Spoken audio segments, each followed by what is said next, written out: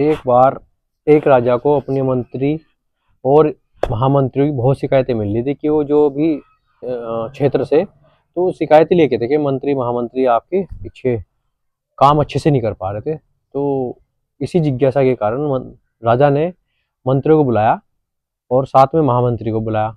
दोनों मंत्री और महामंत्री पेश हुए तो बोला, ये मंत्री आपकी बहुत शिकायतें आ रही है। तो राजा जी को स्पष्टीकरण देने लगे। बोले, जी ऐसा तो कोई वो नहीं है जी, और जनता जो है आपको ऐसे ही बोल रही होगी। आप एक बार जो है आप हमारे बारे में पूछ सकते हैं। नहीं, पूछने की आवश्यकता है, कोई बात नहीं, मैं पता लगा लूंगा। आपको एक काम करना है तीनों को। राजा जी बोले, आप तीनों बगीचे में जाओ, जंगल में जाओ और कम से कम 15 दिन का मेरे लिए फल आहार लेके आओ। इतना बोल करके राजा जी ने कहा कि आप तीनों जाओ। मंत्री, दोनों मंत्री और महामंत्री चले जाते हैं जंगल में। तो जो महामंत्री होते हैं वो बेचारे बहुत अच्छे होते हैं, मतलब कि कहते हैं ना, लॉयल होते हैं एक तरह से, पूरे राजा के लिए अपने समर्पण पूरा वो करते हैं। तो अच्छे अच्छे फल एकत्रित कर लेते हैं, पूरे ढूंढ ढांड के अच्छे अच्छे जो भी होते हैं पके पके फल वो एकत्रित कर लेते हैं थैले में।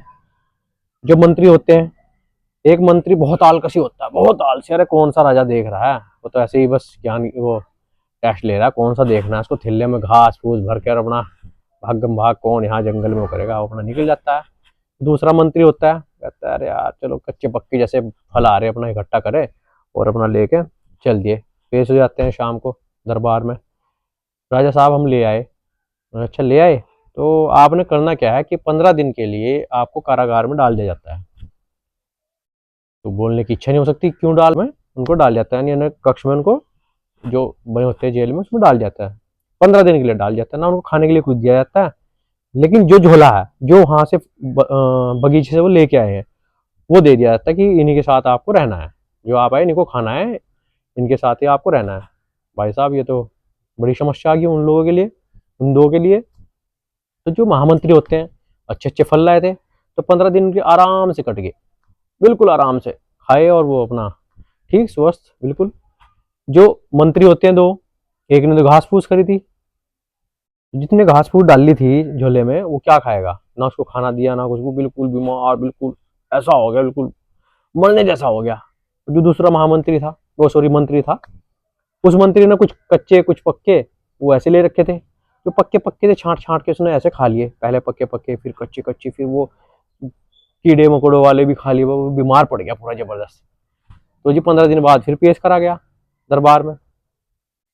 तो राजा साहब बोले, देखो जी मुझे पता लग गया, ने स्पष्ट कर लिया, महामंत्री मेरे बिल्कुल ठीक है, मेरे लिए लॉयल है।